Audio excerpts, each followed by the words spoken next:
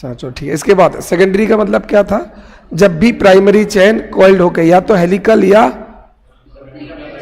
Plated, beta pleated हो जाए, zig zag बन जाए तो उसे बोलते थे। ठीक है, जिन लोगों ने नहीं पढ़ा वीडियो देख लेना ना। आज हमें पढ़ना प्रोटीन का मेटाबॉलिज्म, प्रोटीन का उपापचय। प्रोटीन मेटाबॉलिज्म या उपापचय का मतलब कि होता क्या है प्रोटीन का। मेटाबॉलिज्म का मतलब और कुछ नहीं है, कार्बोहाइड्रेट का क्या क्या हो सकता था वो सब अपन ने क्या पढ़ा, कार्बोहाइड्रेट मेटाबॉलिज्म। जैसे आपने रोटी खाई तो रोटी में क्या है, स्टार्च, स्टार्च क्या है, कार्बोहाइड्रेट। अब इस कार्बोहाइड्रेट का क्या हो सकता है वो क्या कहलाता है, कार्बोहाइड्रेट की मेटाबॉलिज्म। ऐसे अपन को पढ़ना है प्रोटीन की मेटाबॉलिज्म, कि प्रोटीन का फाइनली होता क्या है। जैसे हमने दालें खाई, अंडे, मांस, मछली खाई तो क्या है, प्रोटीन इंटेक लिया, तो प्रोटीन को शरीर में लेने के बाद होता क्या है, उसी को बोलते हैं प्रोटीन मेटाबॉलिज्म। ऐसी फैट पढ़ेंगे तो जैसे अपन ने सब्जी में जो भी सब्जी फ्राई करते हैं उसमें फैट होता है, रोटी में जो घी लगाते हैं, दाल वगैरह में जो भी बटर घी डालते हैं उसका फाइनली क्या होता है उसे बोलेंगे फैट मेटाबॉलिज्म। तो उपापचय या मेटाबॉलिज्म टर्म का मतलब समझ गए कि उसका एंड प्रोडक्ट बाद में क्या निकलेगा। तो आज हमें प्रोटीन का मेटाबॉलिज्म समझना है। ठीक है, बहुत आसान है, इसको ध्यान से समझेंगे। तो होता क्या है हमारे शरीर में, जैसे मैं आपको समझाऊं। ठीक है, ठीक है, जब भी आप खाना खाएंगे तो सबसे पहले डाइजेशन कहाँ स्टार्ट होगा, माउथ में। पर माउथ में या मुख में सबसे पहले डाइजेशन किसका शुरू होगा, कार्बोहाइड्रेट का। इसका मतलब माउथ में प्रोटीन का डाइजेशन शुरू ही नहीं होगा। तो जैसे हम खाना चबाएंगे डाइजेशन शुरू होगा, पर वो डाइजेशन किसका शुरू होगा, कार्बोहाइड्रेट का। इसके बाद आपको स्टमक या अमाशय मिलेगा। ठीक है, खाने की थैली स्टमक, और इसमें एक एंजाइम काम करता है जिसका नाम है पेप्सिन। तो पहली बार प्रोटीन का डाइजेशन अमाशय में, स्टमक में होता है, और वहां एक एंजाइम डाइजेस्ट करता है, उसको क्या बोलते हैं, पेप्सिन। इसके अलावा दूध में जो प्रोटीन होती है कैसीन, उस प्रोटीन को डाइजेस्ट करता है रेनिन। ये बच्चों में काम करता है, एडल्ट्स में होता ही नहीं है। ये रेनिन एंजाइम हम में काम नहीं करता, बच्चों में। तो अभी कभी बच्चे दूध पीने के बाद वॉमिटिंग करें तो उसमें अलग आपको समझ में आ जाएगा, इनका डाइजेशन अलग ढंग से आ रहा, और तुम दूध पीने के बाद वॉमिटिंग करोगे तो वो अलग निकलेगा। आप कभी चेक करना, क्योंकि हम में रेनिन काम ही नहीं करता। तो सबसे पहले डाइजेशन कहाँ शुरू होगा, मुख में, माउथ में। वहां डाइजेशन किसका शुरू होगा, कार्बोहाइड्रेट का। इसके बाद प्रोटीन का डाइजेशन कहाँ स्टार्ट होगा, स्टमक में, अमाशय में। वहां मेनली कौन सा एंजाइम काम करता है, पेप्सिन, और थोड़ा बहुत कौन काम करता है, रेनिन। ठीक है, इसके बाद ये प्रोटीन को तोड़ेगा। इसके बाद क्या होगा, जैसे ही स्टमक खत्म हुआ तो यहां से इंटेस्टाइन शुरू हो जाएगी, और इंटेस्टाइन आंत का जो पहला पार्ट है उसे डियोडेनम कहते हैं। ठीक है, डियोडेनम, डियोडेनम में एक ग्लैंड होगी, यहां एक ग्रंथि होगी डियोडेनम के पास, जिसका नाम है पैनक्रियाज या अग्नाशय। ध्यान से समझना, जैसे ही स्टमक खत्म हुआ सबसे पहले प्रोटीन यही डाइजेस्ट होना शुरू हुई। जैसे ही आमाशय खत्म हुआ छोटी आंत आ गई, छोटी आंत आ गई तो यहां जो डियोडेनम में है यहां एक ग्लैंड होगी, ग्रंथि होगी, जिसका नाम है पैनक्रियाज या अग्नाशय। इसका एंजाइम यहां पर आ जाएगा, और इस एंजाइम का नाम है ट्रिप्सिन। समझ में आ गया। तो शुरुआत कौन करेगा प्रोटीन तोड़ने की, स्टमक, और वहां कौन सा एंजाइम काम करेगा, पेप्सिन। और अपन ने उसमें कल पढ़ा था प्रोटीन तोड़ते तोड़ते क्या बनता जाता है, याद आ रहा हो, जिन्हें नहीं पढ़ा हो तो देखें, प्रोटीएज, पेप्टाइड, पेप्टोन, याद आ रहा। चलो, तो यहां शुरुआत होगी, फिर आगे फिर कब टूटेगा, डियोडेनम में। किस ग्लैंड का एंजाइम, पैनक्रियाज। कौन सा एंजाइम, ट्रिप्सिन। तो पहले पेप्सिन तोड़ता है और फिर ट्रिप्सिन तोड़ता है। पेप्सिन स्टमक का एंजाइम है, ट्रिप्सिन अग्नाशय या पैनक्रियाज का एंजाइम है। इसके बाद इस इंटेस्टाइन के और भी पार्ट्स होते हैं ना, छोटी आंत के, तो इसके खुद के भी एंजाइम होते हैं, और वो एंजाइम पेप्टाइड को तोड़ते हैं, इसलिए उसे पेप्टाइडेज एंजाइम कहते हैं। ये छोटी आंत का खुद का एंजाइम है। तो 3 एंजाइम लगे हुए हैं। सबसे पहले प्रोटीन को कौन सा एंजाइम तोड़ेगा, पेप्सिन। कहां तोड़ेगा, अगला एंजाइम कौन सा होगा? किसका? कहां तोड़ेगा? स्मॉल इंटेस्टाइन में। तीसरा कौन सा होगा? पेप्टाइडेज, ये प्रोटीन को तोड़ेगा और लास्ट में अमाइनो एसिड बन जाएगा। बात समझ में आ गई? तो ये प्रोटीन का मेटाबॉलिज्म नहीं, ये प्रोटीन का डाइजेशन पढ़ा अपन ने। अब हमें पढ़ना है इस अमाइनो एसिड का क्या होगा।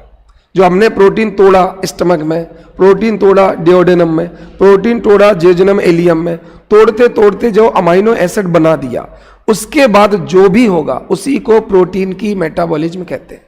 तो प्रोटीन की मेटाबॉलिज्म मतलब अमाइनो एसिड के साथ क्या होने वाला है। प्रोटीन से अमाइनो एसिड बनने को मेटाबॉलिज्म नहीं बोलते, इसको डाइजेशन बोलते हैं। किसी भी बड़े कॉम्प्लेक्स, किसी भी लार्ज जटिल अणु का सिंपल छोटे मॉलिक्यूल में टूटना डाइजेशन कहलाता है। तो जैसे हमने प्रोटीन को अमाइनो एसिड में तोड़ा तो हमने क्या किया? डाइजेशन। तो ये जो मैंने पूरा बताया ये पाचन है, इसमें मेटाबॉलिज्म कुछ भी नहीं है। अब यहां से जो भी शुरू होगा वो क्या आ जाएगा? मेटाबॉलिज्म हो जाएगा, है ना। चलो, तो प्रोटीन को सबसे पहले पेप्सिन तोड़ता है और पॉलीपेप्टाइड में होता है, थोड़े बहुत अमाइनो एसिड बनते हैं। फिर ट्रिप्सिन तोड़ता है, ओलिगोपेप्टाइड बनता है। फिर अमाइनो पेप्टाइडेज टूटते हैं, अमाइनो एसिड बनते हैं, ऐसे टूटते जाते हैं। ठीक है, इतना उतना काम का नहीं है। अब हमारे मतलब का है कि अमाइनो एसिड के साथ क्या होगा। यहां से क्लास शुरू है मेटाबॉलिज्म ऑफ प्रोटीन, यहां से समझना अपन को, है ना। डाइजेशन नहीं पूछेगा वो। अब अमाइनो एसिड में क्या होता है? दो ग्रुप होते हैं। कल की क्लास में अगर ध्यान हो तो अमाइनो एसिड में एक तरफ NH2 है जिसको क्या बोलते हैं? अमाइनो ग्रुप, या इसी को बोलते हैं N टर्मिनल, N सिरा। तो अमाइनो एसिड में एक तरफ NH2 लगा रहता है, NH2 वाले को बोलते हैं कि अमाइनो ग्रुप लगा है। NH2 को क्या बोलते हैं? अमाइनो, हिंदी में अमीनो ग्रुप। और उस सिरे को क्या बोलते हैं? N सिरा, क्योंकि N लगा हुआ है नाइट्रोजन।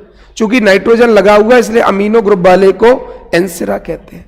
अमाइनो एसिड के दूसरे तरफ आपको कार्बोक्सिल ग्रुप मिलेगा,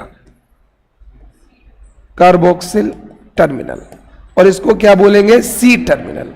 तो किसी भी अमाइनो एसिड में दो सिरे होते हैं। मैं आपको कोई भी अमाइनो एसिड का नाम लूंगा, ल्यूसिन, लाइसिन, 10 तो आपने रटे भी थे, याद आ रहा है? उन 10 के 10 में एक तरफ अमीनो ग्रुप होगा, एक तरफ कार्बोक्सिल ग्रुप होगा, एक तरफ N सिरा कहलाएगा, एक तरफ C सिरा कहलाएगा। ठीक है, अब इसको ध्यान से समझना है। अब अमीनो एसिड में क्या होगा?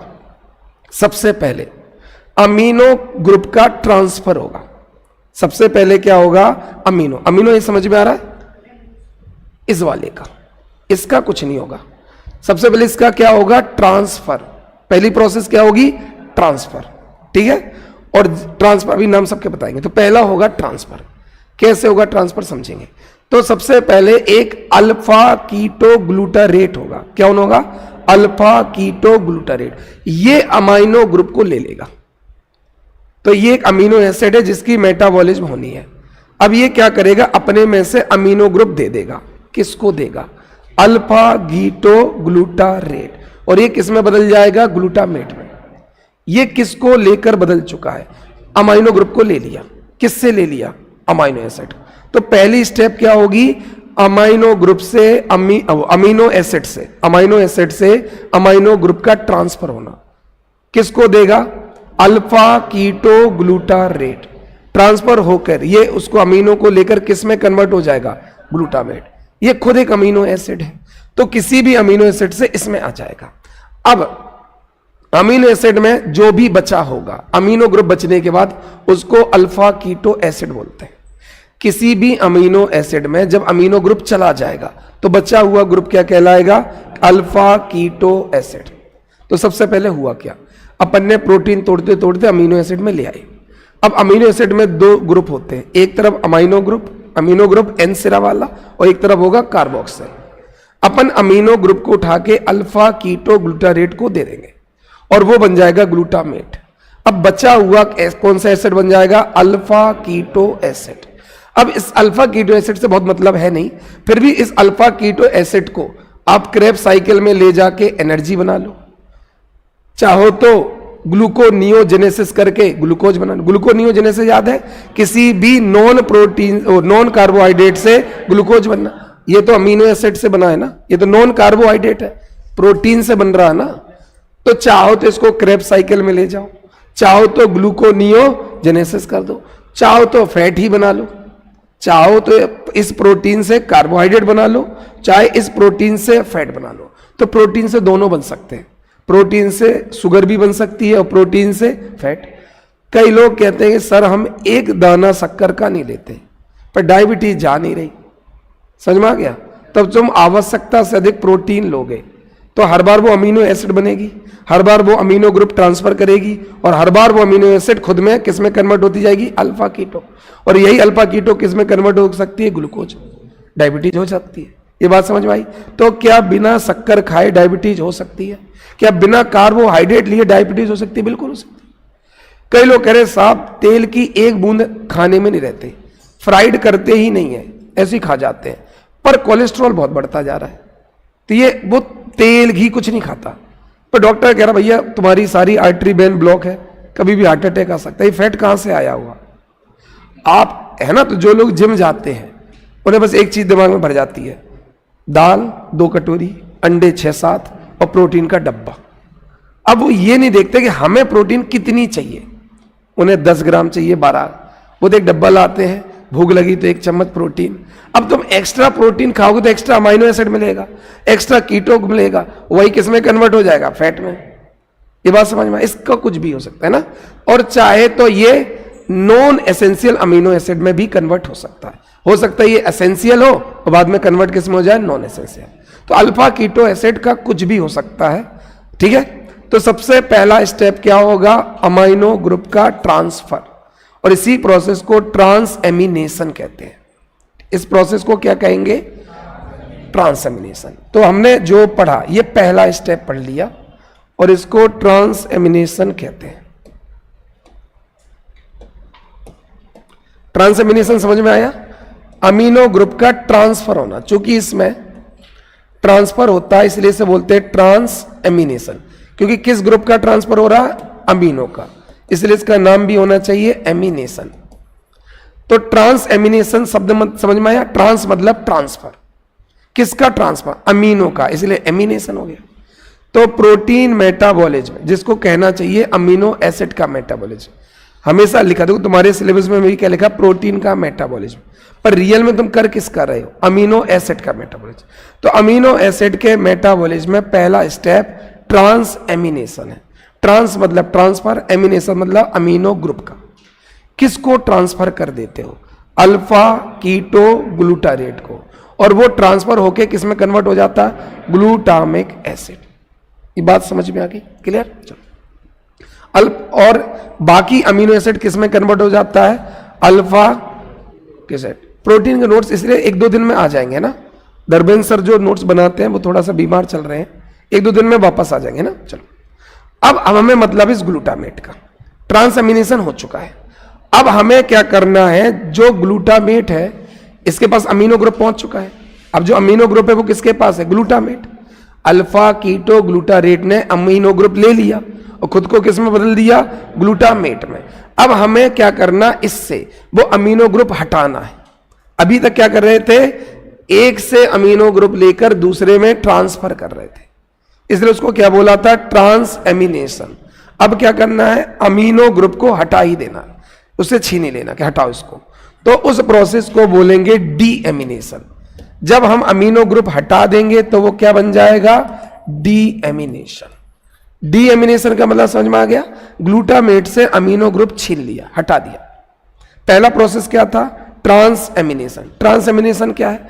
जिस अमीनो एसिड की मेटाबॉलिज्म करनी है उससे अमीनो ग्रुप लेकर दूसरे में ट्रांसफर करना। तो अपन हटा नहीं रहे, एक से लेकर दूसरे में ट्रांसफर कर रहे, इसलिए पहले वाले स्टेप का नाम ट्रांस एमिनेशन। और जिस अमीनो एसिड से ट्रांसफर किया वो बदल जाता अल्फा कीटो एसिड। कोई भी, हमने एलेनाइन लिया, ग्लूसिन लिया, ग्लाइसिन लिया, लाइसिन लिया, कुछ भी करोगे वो सब अल्फा कीटो में बदलते जाएंगे। जिस अमीनो एसिड की मेटाबॉलिज्म करना है वो कीटो में बदलता जाएगा, और बगल में अपन को ग्लूटामेट मिलता जाएगा हर बार। अब हम इस ग्लूटामेट से अमीनो ग्रुप हटा देंगे। हटाने को क्या बोलते हैं? डीएमिनेशन। और जैसे ही हटा दिया वो वापस किस में कन्वर्ट हो जाएगा? Alpha keto glutarate.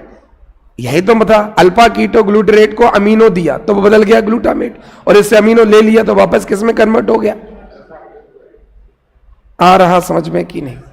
आ रहा है, ये वापस अल्फा कीटो। अब ये क्या करेगा, फिर दूसरे अमीनो एसिड के पास जाएगा कोई और। तुम डेली प्रोटीन खाओगे, डेली अमीनो एसिड बनेंगे, डेली उनकी मेटाबॉलिज्म होगी, तो उस अमीनो एसिड के पास कौन जाया करेगा, अल्फा कीटो ग्लूटारेट, और बोलेगा अपना अमीनो ग्रुप मुझे कर दो ट्रांसफर, जिससे मैं बदल जाऊं ग्लूटामेट में और तुम बदल जाओ कीटो एसिड में। तो जिस अमीनो एसिड की मेटाबॉलिज्म करनी है वो बदल जाएगा कीटो एसिड में। और ग्लूटारेट ये कुर्बानी दे रहा है, खुद में अमीनो ग्रुप जोड़े ले रहा है, ये खुद किस में बदल रहा है, ग्लूटामेट। पर नेक्स्ट स्टेप में जो इसने अमीनो एसिड से अमीनो लिया था वो छोड़ देगा, वो खुद वापस किस में कन्वर्ट हो जाएगा, अल्फा ग्रुप। फिर ये दूसरे अमीनो एसिड के पास जाएगा कि तुम्हारे भैया आए थे, उन्होंने हमें अमीनो ग्रुप दिया था, वो तो मेटाबोलाइज हो गए, तुम भी हमें दे दो, पर वो दूसरे से ले लेगा। तो अल्फा कीटो ग्लूटारेट बार बार यूज हो सकता है। ये समझ में आ गया, वापस जाएगा, वापस इससे अमीनो ग्रुप लेके किस में बदल जाएगा, फिर डीएमिनेशन करोगे तो फिर, तो जब जब अल्फा कीटो ग्लूटारेट में अमीनो ग्रुप जोड़ोगे वो ग्लूटामेट बनेगा, और जब जब ग्लूटामेट से अमीनो ग्रुप छीन लोगे तो वापस आ रही समझ में कि नहीं। तो इसको अगर मैं ऐसे ही लिख दूं तो एक अमीनो एसिड होगा, इससे तुम्हें क्या ट्रांसफर करना है, अमीनो ग्रुप। अमीनो ग्रुप किसको देना है ना, अपन को देना है अल्फा कीटो ग्लूटारेट को, ठीक है। और ये किस में बदल जाएगा, ग्लूटामिक एसिड, ग्लूटामेट में, है ना। ये समझ में आया कि नहीं, अमीनो एसिड ने अमीनो ग्रुप दे दिया और खुद किस में कन्वर्ट हो गया, अल्फा कीटो एसिड।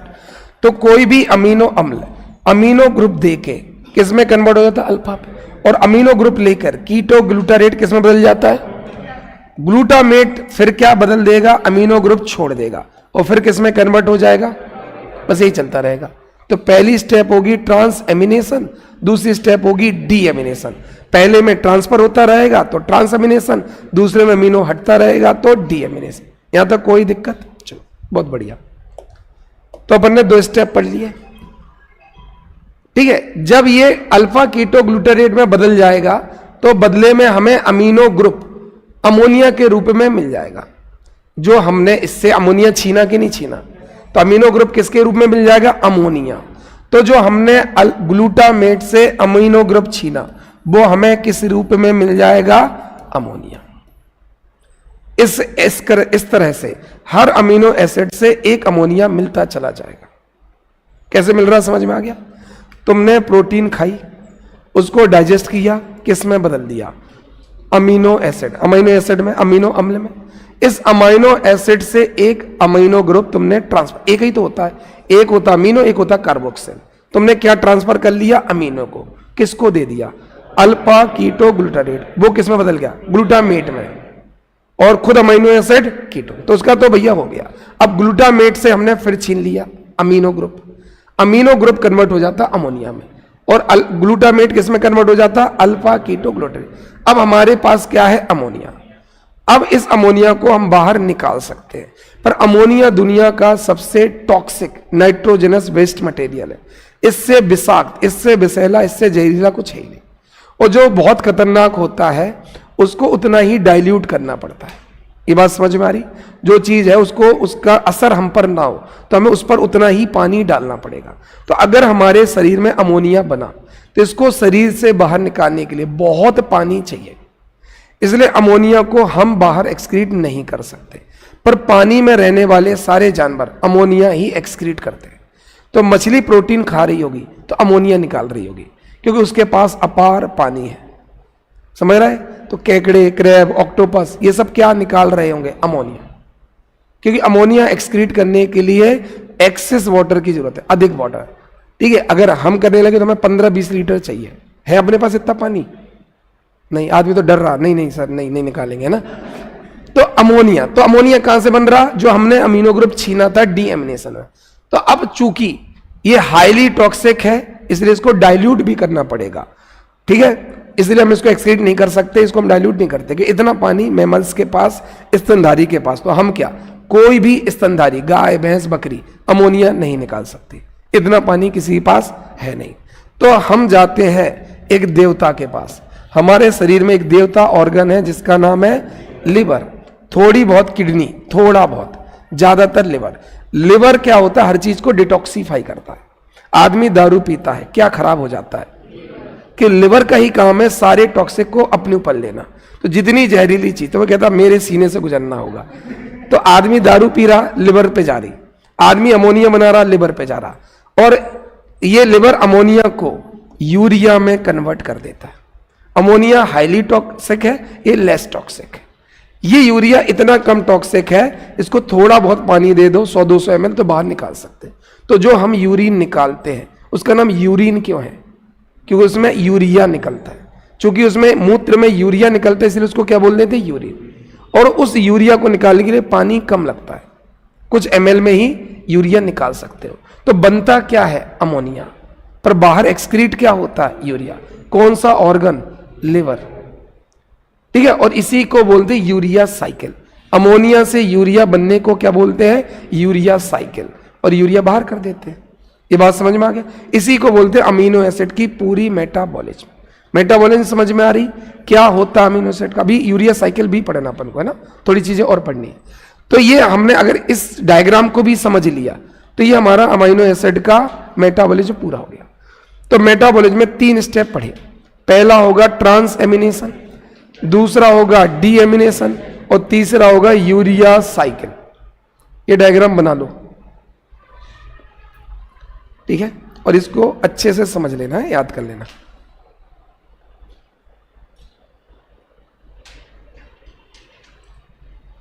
मैं वही सोचता हूँ कि इतने अच्छे से अगर मैंने अपने एमबीबीएस में पढ़ लिया होता तो बायोकेमिस्ट्री में मेरा गोल्ड मेडल होता।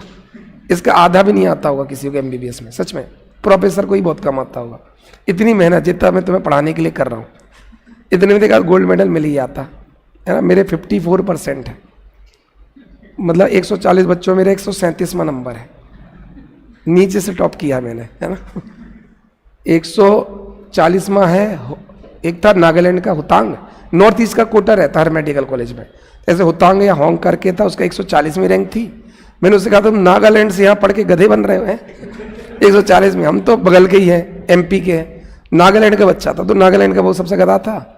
139 में शैलेंद्र था, 138 में सुनील था, 137 में मैं था। तो मुझे टॉपर सारे याद हैं, है ना, जो है यहाँ समझते हैं। ये सब एमबीबीएस में थे, पर उसमें नहीं पढ़ा देना चाहिए। तुम्हारे लिए बढ़ना पड़ रहा है मुझे डेली, पर मजा बहुत आ रहा है ना, यहाँ समझो। तो ये 3 प्रोसेस याद हो जाएंगी, ठीक है, क्लियर। अब इन्हीं को थोड़ा थोड़ा डिटेल से पढ़ेंगे ना। जैसे अपन पहले पढ़ेंगे ट्रांस एमिनेशन, है ना। ट्रांस एमिनेशन मतलब क्या होता है, अल्फा अमीनो ग्रुप का एक अमीनो एसिड से दूसरे अमीनो एसिड में ट्रांसफर होना। Transfer of alpha amino group from one amino acid to another amino acid, ये ठीक है, ये तो अपन को समझ में आई गया। Transfer of alpha amino group, ठीक है। अब ये 2 स्टेप में होती है, ठीक है। तो ऐसा अपन ने भले यहां डायग्राम में अमीनो एसिड से सीधे अल्फा कीटो एसिड बना दिया है, पर ये 2 स्टेप में होगा, ठीक है। पहले क्या होता है, कोई भी एक मीडिएटर बनता है, जैसे अभी ग्लूटामेट बना था, उसको बोलते हैं सिप्स बेस। तो क्या होता है कि सीधे कीटो एसिड नहीं बनते, अमीनो एसिड से सीधे कीटो एसिड नहीं बनते, ठीक है। पहले क्या बनता है अमीनो एसिड से, वो अल्फा कीटोमेट नहीं। पहले क्या होता है, पहले स्टेप में अमीनो एसिड से अमीनो ग्रुप निकल जाता है और उससे क्या बन जाता है, सिप्स बेस। दूसरे स्टेप में सिप्स बेस किसमें कन्वर्ट हो जाता है, अल्फा कीटो एसिड में। तो ट्रांस एमिनेशन जो तुमने यहां दिख रहा है, अमीनो एसिड से अल्फा कीटो एसिड बनना, इसी को बोलते हैं ट्रांस एमिनेशन, क्योंकि अमीनो एसिड ने एक अमीनो ग्रुप ट्रांसफर कर दिया है।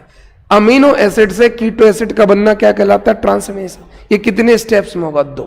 पहले अमीनो एसिड बनेगा सिप्स बेस, सिप्स बेस से बनता है अल्फा कीटो एसिड, और कुछ नहीं। तो ट्रांस एमिनेशन में 2 स्टेप होते हैं, पहले में क्या बनता है, सिप्स बेस, और दूसरे में क्या बनता है, अल्फा कीटो एसिड, ठीक है। ये alpha keto acid Krebs cycle में जा सकता है, वो कुछ भी कर सकता है। अपन ने बहुत सारे पढ़ा कि कुछ भी कर सकता है alpha keto acid. Krebs cycle में जाके एनर्जी बना सकता है, ग्लूकोज बना सकता है, फैट बना सकता है, और नॉन एसेंशियल अमीनो एसिड बना सकता है, वो अलग चीज है। तो ट्रांस एमिनेशन कितने स्टेप में होते हैं, 2। पहले स्टेप में कौन सा बेस बनता है, सिप्स बेस। दूसरे में क्या होता है, अल्फा कीटो एसिड बनता है, और कुछ नहीं। बस और कुछ नहीं। तो ट्रांसएमिनेशन में 2 स्टेप लिख लेना, स्टेप 1 स्टेप 2। स्टेप 1 में क्या बना देना, सिप बेस। सिप बेस का उदाहरण लिख देना इमीन एसिड, IMINE, ये किसका एग्जाम्पल है, सिप्स बेस का। तो पहले स्टेप में अमाइनो एसिड सिप बेस में कन्वर्ट होगा और दूसरे में Schiff's base alpha keto acid में कन्वर्ट होगा। तो ऐसा कुछ बना सकते हो कि अमाइनो एसिड अमीनो अम्ल फर्स्ट स्टेप, और फर्स्ट स्टेप में क्या बन जाएगा, सिप्स बेस, जैसे कि इमाइन एसिड, ये फर्स्ट स्टेप। सेकंड स्टेप में क्या बन जाएगा, अल्फा कीटो एसिड, इसी को बोलेंगे ट्रांसएमिनेशन। तो ट्रांसएमिनेशन कितने स्टेप में कंप्लीट होता है, 2। पहले में अमीनो एसिड किस में कन्वर्ट होता है, सिप बेस में, और दूसरे में सिप बेस किस में कन्वर्ट होता है, अल्फा कीटो एसिड में। याद हो जाएगा।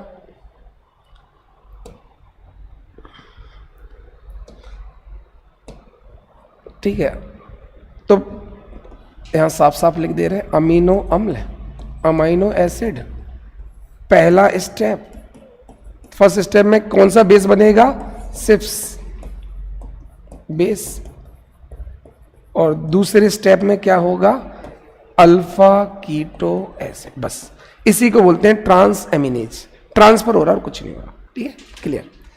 अब अपन को पढ़ना है डीएमिनेशन। डीएमिनेशन का मतलब क्या पढ़ा था, ग्लूटामेट से अमीनो ग्रुप का हटाना, रिमूवल।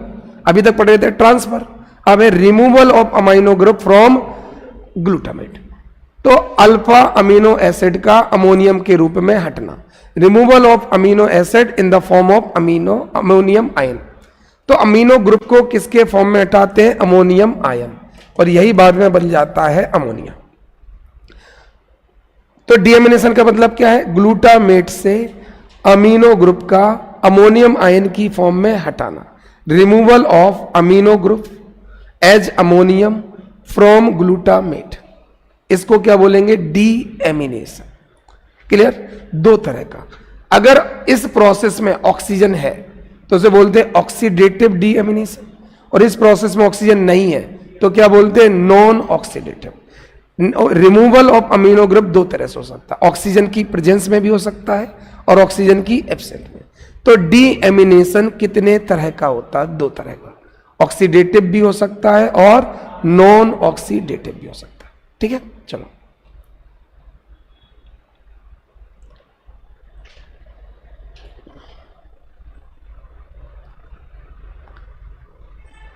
ऑक्सीडेटिव डीएमिनेशन की बात करते हैं। इसमें क्या होता है, ऑक्सीजन चाहिए होता है, ये लिवर किडनी में होता है, ऑक्सीडेटिव लिवर किडनी में होता है। इसमें जो एंजाइम लगता है या तो डी होगा या एल होगा। ऑक्सीडेटिव डीएमिनेशन के लिए कोई भी 2 एंजाइम में से एक लग सकता है, क्योंकि ऑक्सीजन की प्रेजेंस में, इसलिए कौन सा एंजाइम होगा, ऑक्सीडेज। दोनों में ऑक्सीडेज है कि नहीं, या तो डी अमीनो एसिड ऑक्सीडेज या एल। तो एंजाइम, कौन सा एंजाइम काम करेगा, ऑक्सीडेज करेगा। तो ऑक्सीडेटिव मतलब ऑक्सीडेज एंजाइम। कितने तरह के एंजाइम, 2, या तो डी या तो एल। तो डीएमिनेशन 2 तरह का हो सकता है, ऑक्सीजन की प्रेजेंस में से ऑक्सीडेटिव डीएमिनेशन, और ऑक्सीजन की एब्सेंस में नॉन ऑक्सीडेटिव डीएमिनेशन। जब भी ऑक्सीजन की प्रेजेंस में होगा तो 2 में से कोई भी एक एंजाइम काम कर सकता है, डी अमीनो एसिड ऑक्सीडेज या एल अमीनो एसिड ऑक्सीडेज। अब इन एंजाइम के को एंजाइम अलग होते हैं। 2 एंजाइम तो ये है जो इन एंजाइम की हेल्प करते हैं, उन्हें बोलते हैं को एंजाइम। जैसे डी अमीनो एसिड का को एंजाइम है FAD, ध्यान है, NADH FADH पढ़े थे। तो डी का को एंजाइम कौन होता है, FAD, जबकि एल का को एंजाइम होता है FMN। तो एंजाइम कौन से होंगे, या तो डी या तो एल। डी का को एंजाइम सपोर्टिंग एंजाइम कौन होगा, FAD, और एल का कौन होगा, FMN। ठीक है, याद हो सके ना, कम से एक बार पढ़ा हुआ तो होना चाहिए, है ना। हो सकता है, देखो सिलेबस में लिखा मेटाबॉलिज्म ऑफ प्रोटीन, तो कुछ तो वो पूछेगा ना मेटाबॉलिज्म में से, तो अपन इतना तो पढ़ लो, हाँ FAD FMN कुछ पढ़े थे, बस इतना। तो एंजाइम कौन से लगते हैं, डी और एल। तो सबसे पहले शुरू से करते हैं, अमीनो एसिड के मेटाबॉलिज्म में कितने स्टेप होंगे, 3, है ना, 3। पहला होगा ट्रांसएमिनेज, फिर होगा डीएमिनेज, और फिर होगा यूरिया साइकिल, 3 होंगे। ट्रांसएमिनेज का मतलब क्या है, अमाइनो एसिड का ट्रांसफर किससे? जिस अमाइनो एसिड की मेटाबॉलिज्म करना उससे अल्फा कीटो ग्लूटारेट में, ठीक है। तो फिर उस अमाइनो एसिड का क्या होगा? 2 स्टेप में वो कीटो एसिड में बदल जाएगा। 2 स्टेप, पहले स्टेप में सिप बेस बनेगा और दूसरे में अल्फा कीटो एसिड बनेगा, काम खत्म। दूसरे स्टेप क्या होगा? डीएमिनेशन, अमाइनो ग्रुप का अमोनियम के रूप में हटना। ये रिमूवल ऑक्सीजन की प्रेजेंस में भी हो सकती है और ये हटना ऑक्सीजन की एब्सेंस में हो सकती है। ऑक्सीजन की प्रेजेंस में अगर हो गया तो क्या बोलेंगे? ऑक्सीडेटिव। एंजाइम कौन सा लग सकता है? या तो डी ऑक्सीडेज या तो एल। अगर डी हुआ तो को एंजाइम एफएड और एल हुआ तो बहुत बढ़िया। चलो ठीक है, नॉन में कोई है नहीं। अब तीसरा स्टेप आ यूरिया साइकिल। तो अपन ने ट्रांस एमिनेज पढ़ लिया, डी एमिनेज पढ़ लिया, आखिरी पढ़ना है यूरिया साइकिल। नॉन स्टेप में कुछ नहीं है बस। अब तीसरे स्टेप आओ यूरिया साइकिल। तुम लोग ऐसे, सबसे पहले हमने ट्रांस एमिनेज पढ़ा, इसमें कोई दिक्कत है तो बताओ? Transamination. दूसरा हमने डी एमिनेशन पढ़ा, इसमें कोई दिक्कत है तो बताओ? 2 तरह का होगा, या तो ऑक्सीजन की प्रेजेंस में या ऑक्सीजन की एब्सेंस में, और कुछ नहीं है ना।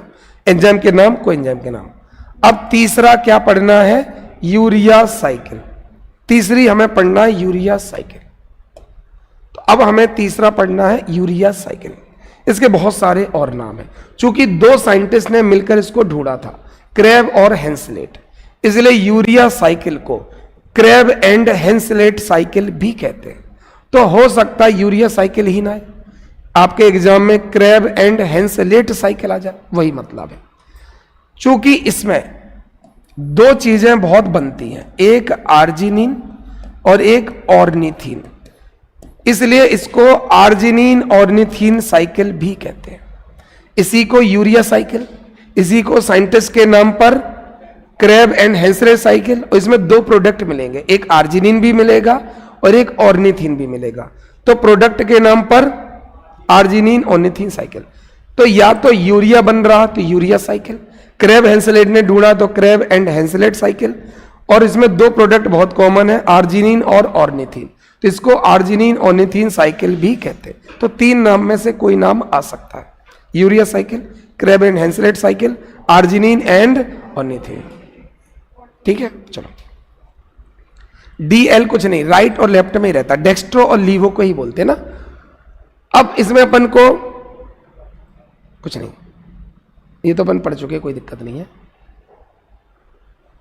अब जितना यूरिया वापस इसमें पढ़े, अब ये पूरा यूरिया साइकिल वापस उसको पढ़ाएंगे जो छूटा है। ये जो पूरा यूरिया साइकिल, इसमें 4 स्टेप्स पढ़ने हैं। इस यूरिया साइकिल में कितने स्टेप पढ़ने हैं? 4।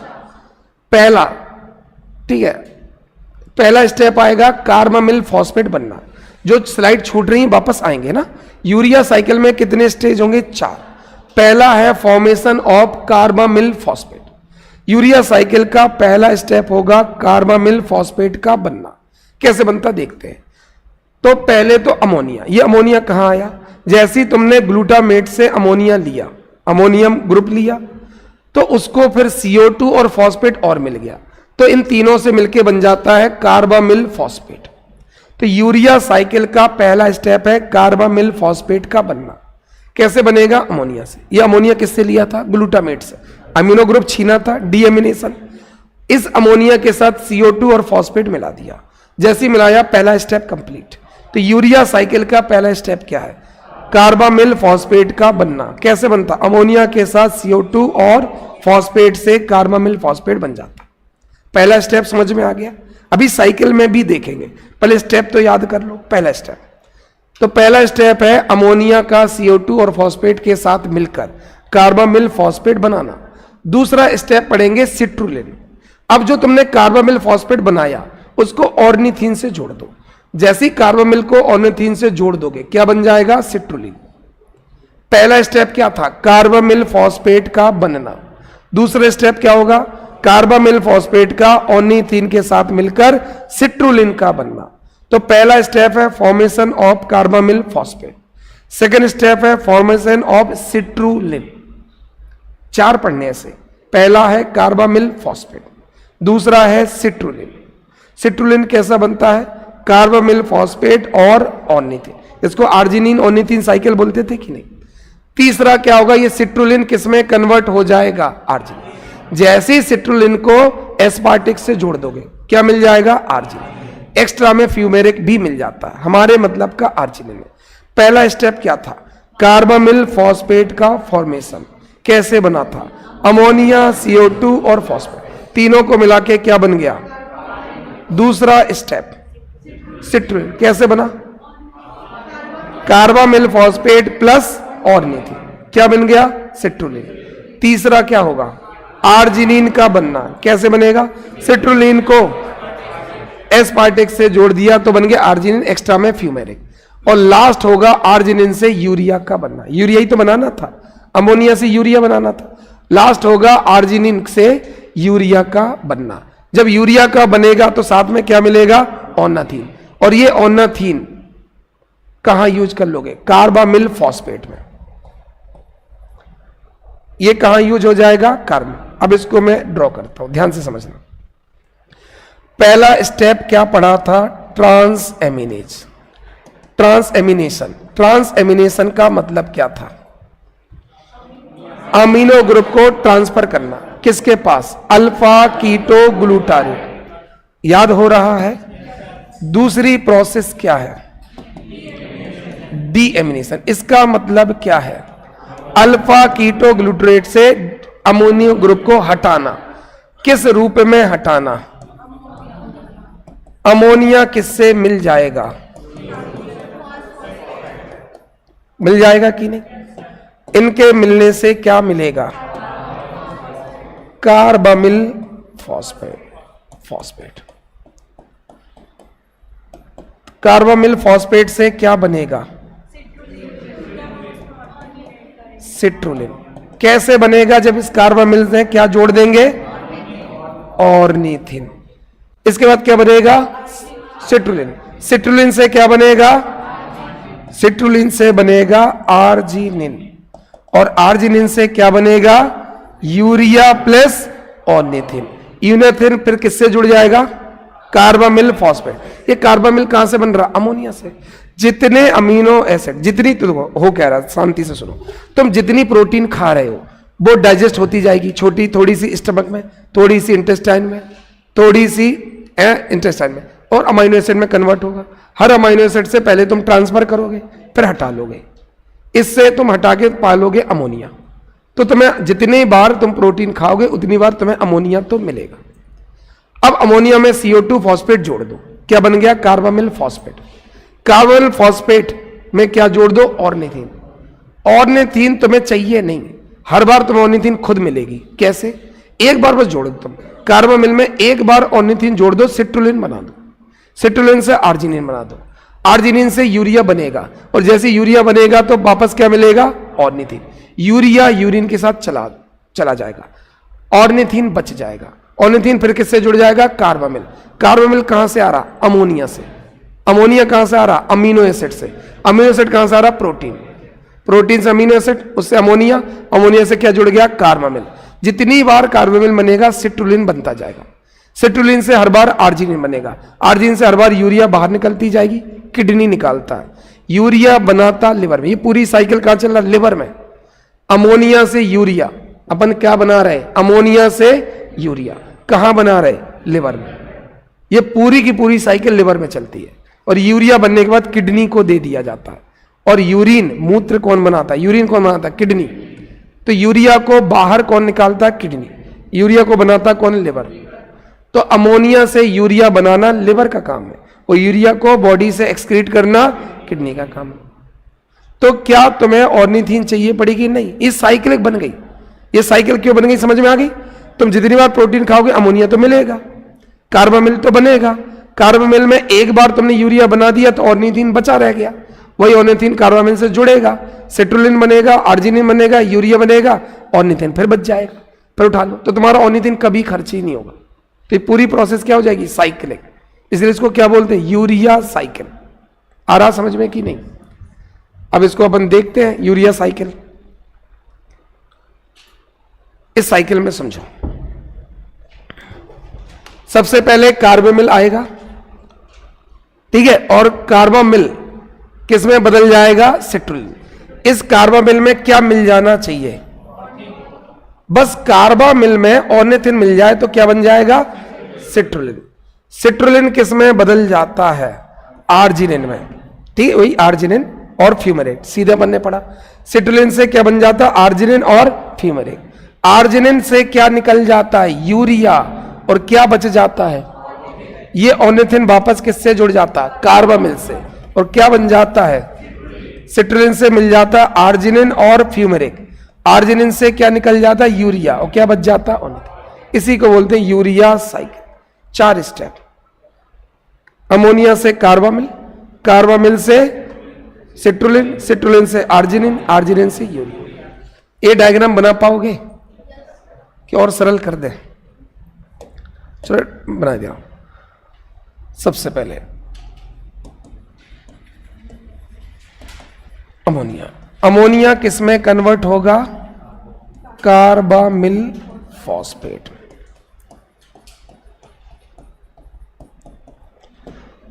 तो अमोनिया कन्वर्ट होगा कार्बामिल फॉस्फेट में। अब ये कार्बामिल फॉस्फेट को क्या चाहिए? ऑर्निथिन। ऑर्निथिन। ऑर्निथिन मिलते ही ये कार्बामिल फॉस्फेट किस में बदल जाता होगा? ये बदल जाता होगा सिट्रुलिन में। क्लियर? सिट्रुलिन किस में बदल जाता है? आर्जिनिन में बदल जाता है और फ्यूमेरिक एसिड बाहर निकल जाता है। अपन को तो आर्जिनिन हर बार मिल जाएगा और हर बार फ्यूमेरिक एसिड। आर्जिनिन से ऑर्निथिन तो बनेगा पर साथ में क्या निकल जाएगा? यूरिया। बस यही तो बाहर निकालना था। और इसी साइकिल को क्या बोलते हैं? Urea cycle. इसको बना लो, इसको आप ड्रॉ कर लो।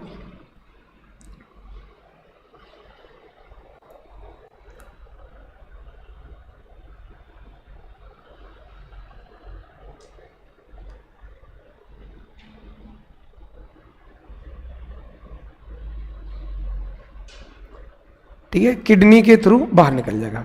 ये पूरी साइकिल कहां चल रही है? कोई बताएगा? ये पूरी की पूरी प्रोसेस चल रही है लिवर में। और ये पूरा यूरिया कौन निकालेगा? किडनी। तो यूरिया का फॉर्मेशन अलग चीज है, यूरिया का एक्सक्रीशन अलग है। यूरिया का निर्माण लिवर करता है और यूरिया का उत्सर्जन किडनी करता है। ये हो गया प्रोटीन मेटाबॉलिज्म कंप्लीट। ठीक है, तो अपन ने प्रोटीन का स्ट्रक्चर, प्रोटीन का क्लासिफिकेशन, प्रोटीन के फंक्शन और प्रोटीन की मेटाबॉलिज्म कंप्लीट। कल अपन को फैट शुरू करना है, फिर एंजाइम शुरू करना है, ये खत्म हो जाएगा।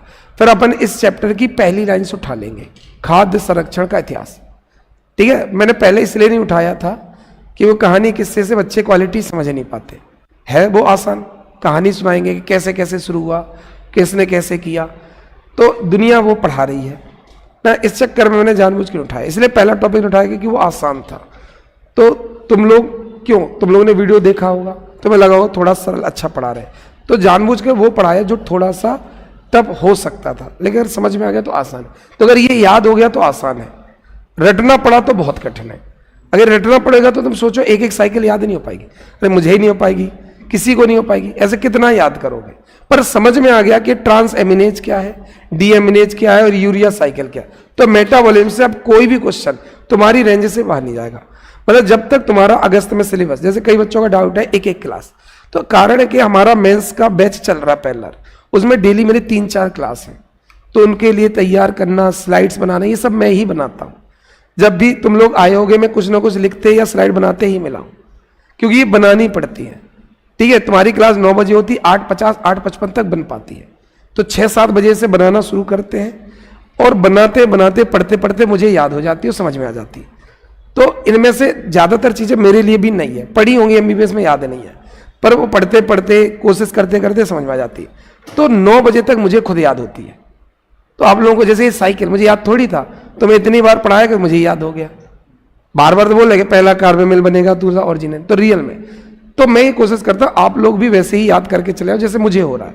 अब मुझसे आप अगस्त में कुछ भी पूछो मैं बता दूंगा, क्योंकि आपको पढ़ा है, बस आपको भी वैसा ही चाहिए।